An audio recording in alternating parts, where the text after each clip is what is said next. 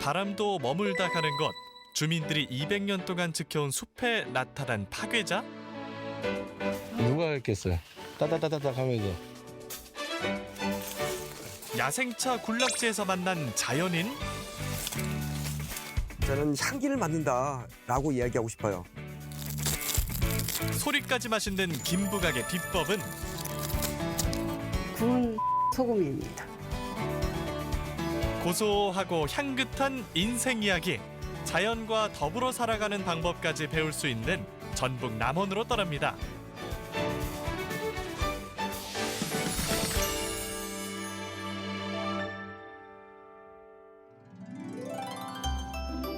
지리산 능선이 굽이치는 운봉읍. 논밭 한쪽에 마치 산에서 떨어져 나온 조각인 듯 솟아있는 작은 숲이 있습니다. 나무가 빽빽이 들어서 있어 브로콜리를 보는 듯한데요. 2000년엔 아름다운 마을 숲으로 선정되기도 했던 서어나무 숲. 수피를 보시면 좀 신비롭죠. 이게 자작나무과에 속하거든요. 그래서 서어나무 숲은 특히 서어나무는 이 회색 빛깔의 이 수피를 좀 자랑을 하고 있어요. 미국에서는 머슬나무라고도 하는데 좀 이렇게 좀 근육이 또 우락부락하죠. 근데 이런 나무들이 또 군락지를 형성한 게 흔하지 않아요. 예, 자연 발생적으로 이렇게 군락지를 형성을 했는데 주민들이 또 이 나무들을 소중하게 지킨 거죠. 서어나무를 지키고 있는 건 마을 주민들만이 아닙니다. 참나무과에 속하는 상수리나무 두 그루가 있고요. 또 여기 앞에 보시면 또 이 서어나무를 또 지키는 장군처럼 길목에 느티나무 두 그루가 딱 지키고 있어요. 그리고 저쪽 끝허리에 또 후방을 지키는 느티나무인지는 몰라도 한 그루가 또 딱 있습니다. 파수꾼나무와 주민들 덕에 200년 넘게 한 자리를 지키고 있는 숲. 여전히 무성한 잎을 자라가는데요. 서어나무 숲이 장수하는 이유는 또 있습니다. 옛날에는 이 숲을 좀 어떻게 활용을 했을까요? 제 생각입니다. 서어나무는 그 재질이 느티나무나 참나무나 아니면 소나무처럼 이렇게 강하지는 않아가지고 집 짓는 데 쓰이거나 이러진 않았어요. 예, 그리고 이제 뭐 목기가 유명하잖아요. 남원에는 목기가. 목기용으로도 쓰이진 않았거든요. 단단하지 않아가지고. 이 수종이 화렵수잖아요. 그늘을 많이 행사를 해서 여기 보시면 운봉 고원이니까 밭과 논이 많은데 그 밭과 논이 있는 데는 일조량이 많잖아요. 근데 사람들이 일하고 나서 쉴 때 이 큰 역할을 하지 않았을까. 딱딱해 보이는 기둥에 숨어 있는 반전. 속은 열이 다는 서어나무를 자세히 들여다보니 여기도 구멍, 저기도 구멍. 이거 괜찮은 거 맞죠? 총알자국 많죠? 이게 딱따구리 다 뚫은 거죠. 이게 지금 잔재가 떨어져 있죠. 누가 했겠어요? 딱따구리가 따다다다닥 하면서 나무가 죽었지만 죽은 나무가 아니라는 걸 보여주고 있죠. 또 동식물들한테 또 이게 환원되는 자연의 순환을 얘기하고 있죠. 지금 옹이들이 좀 점점점 커져요.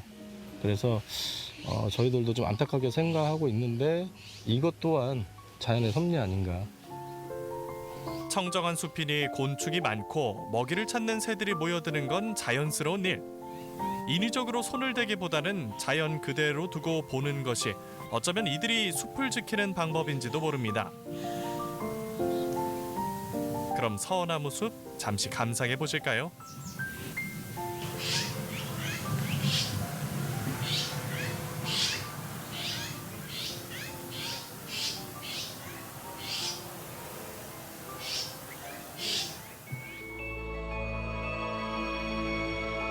이번엔 지리산 인근의 보련산으로 가볼까요?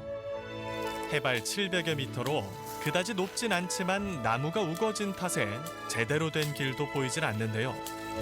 어디선가 들리는 인기척을 따라 산속으로 들어가다 마주친 이분. 혹시 자연인? 선생님, 지금 네. 뭐 하시는 중이세요? 야생 차를 따고 있어요. 이렇게 산속에서 자라고 있는 차를 우리가 야생차라고 하거든요. 그냥 보기엔 다 똑같은 나무에 다 똑같은 잎인데 이 속에 야생차가 있다고요? 저기 있다. 좋은 찻잎 발견하곤 비탈진 산길을 성큼성큼 올라가는 달인. 달인 눈엔 멀리서도 구분되는 차나무. 아니, 다른 나무와 도대체 어떻게 다른 건가요?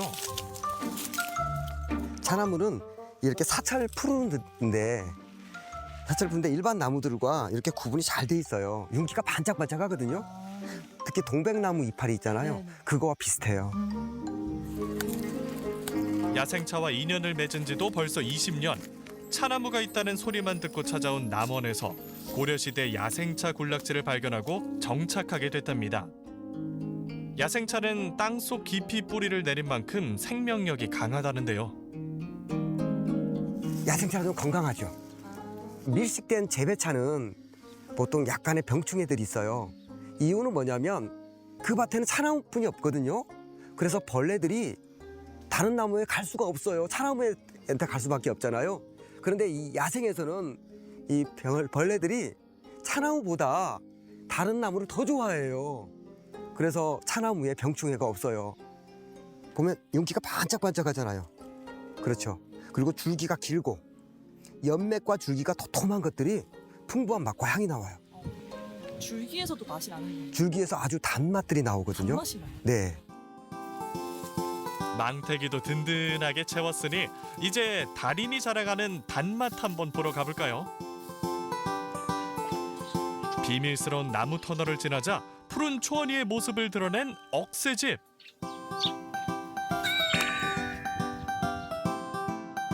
정겨움이 넘쳐나는 이곳은 동섭 씨가 손수 가꾼 보금자리.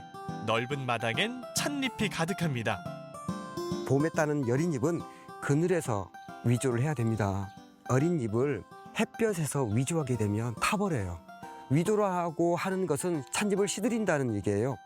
찻잎을 바로 따다가 무쇠 솥에 덮게 되면 향기가 막지 못해요. 향기롭지를 못하거든요. 시들리는 과정에서 차 잎에서 향기가 나와요. 수분이 사라지고 향이 깨어날 때까지 끝나지 않는 기다림.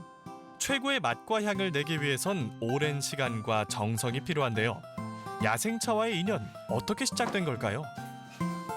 지인이 야생차를 따다가 이 산에서 만든 차를 따다가 저한테 선물을 2봉을 준 거예요. 그 차를 마시고 너무나 좋아서 차를 시작한 거예요. 되게 운명적인 만남. 운명적인 만남. 그럼 그 운명적인 만남 재현해 볼까요? 정갈하게 새로운 머리끈 동여매고 자세부터 가다듬는데요. 형님 오시라고 하고 선풍기 바람, 온도. 작업 환경까지 완벽하게 점검했으니 이제 시작하나 했는데 아직 준비는 끝나지 않았다. 찻잎을 덮을 때마다 닦아준다는 무쇠솥. 솥은 얼마나 쓰신 거예요? 이건 한 20년 썼는데요. 20년. 근데 어제 산 거 같지 않아요? 관리를 잘하셨네요. 소대에 대해서 고민을 많이 했어요. 음식물을 만드는 과정, 음료를 만드는 과정에서 깨끗이 만드는 게 중요하잖아요. 그래서 솥이 깨끗해야 돼요.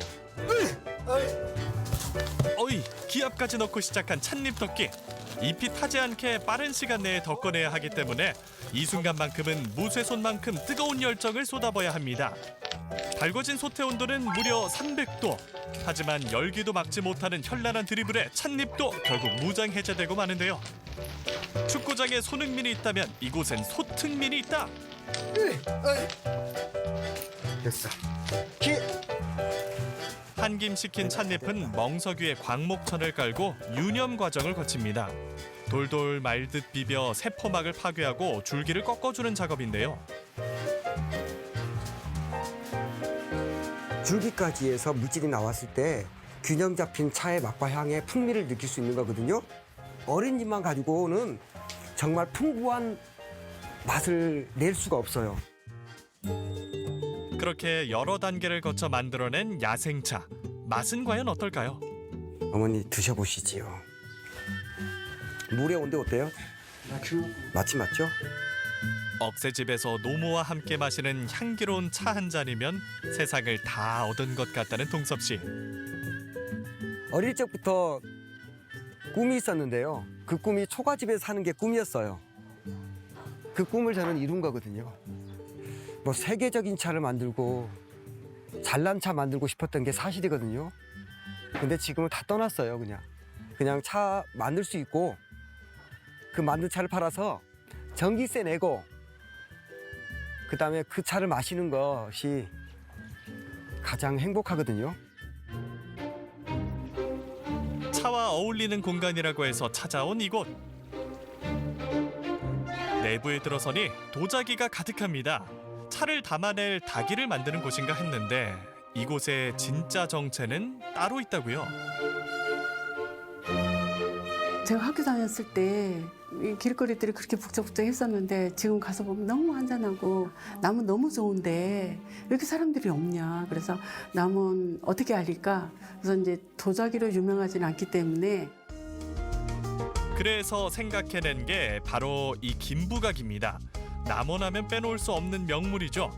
우리나라 전통 반찬이자 간식이기도 했던 부각. 어릴 때부터 항상 김부각을 먹어 자랐어요. 그러니까 봄만 되면 어머니가 이 봄 햇볕에 김부각을 이렇게 찹쌀을 써가지고 하셨거든요. 그때 저희 어머니가 해줬던 거는 맛이 두 가지였어요. 고추장 바른 것도 있었어요.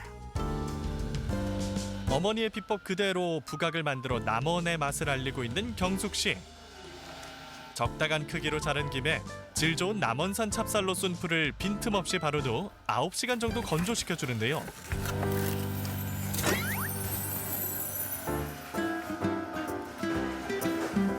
수분을 완전히 제거해야 기름에 튀겼을 때 질기지 않고 찹쌀옷이 분리되지 않는답니다.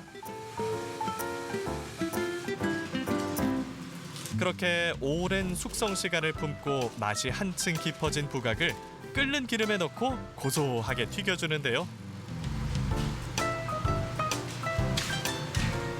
서로 부딪히는 소리만 들어도 바삭함이 고스란히 전달됩니다.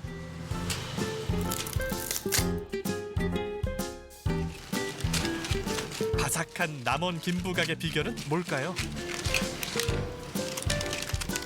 찹쌀만 이제 썼어요. 다른 지역에서 한 것처럼 뭐 옥수수 전부터 쓰고 하던데 그런 거 쓰지 않습니다. 저희 어머니들 방식이 그랬던 것 같아요. 전통 한가의 육아 같은 느낌? 더 바삭거리면서 찹쌀뿐만 아니라 다른 재료들도 남다른데요. 신안에서 공수한 유기농 김과 비법을 더해 만든 천연 조미료, 그리고 직접 재배한 고구마까지 사용해 단짠의 매력을 살렸습니다. 특히 맛의 핵심인 소금은 부부의 합작품이라고요. 이 소금은 저희 친정어머니가 항상 이렇게 볶아서 썼던 건데요. 남편이 도자기를 하기 때문에 황토 단지를 빚어서 거기에 구워낸 그 구운 황토 소금입니다. 불순물은 사라지고 황토의 미네랄이 흡수된 황토 소금. 김부각 맛에 있어서는 도예가 남편의 지분도 상당한 셈인데요. 여기 이 전통 가마가 아까 그 소금, 황토 소금 구웠던 여기서 굽거든요. 13시간 정도 그렇게 뗍니다. 그래서 그 황토가 이제 소금이 구워지면 그거 이제 꺼내서 단지는 이제 버리게 되고, 그리고 그 소금은 이제 저희가 부각에 사용하게 되죠. 내 고장 남원을, 그리고 남원의 맛을 알리기 위해 고민한 시간들이 있어 지금의 결실도 맺을 수 있었던 거겠죠. 하지만 여전히 목마르다는 경숙 씨. 2024년도에 그 남원의 슬로건이 피어나다 남원인데 이 꽃처럼 남원이 그렇게 피어났으면 좋겠습니다.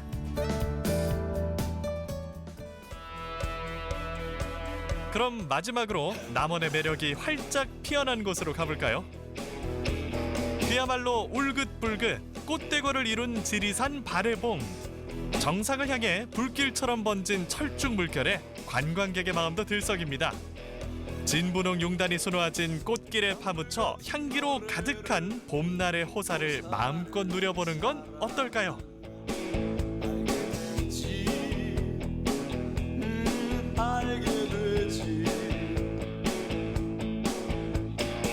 내려오는 어떤 산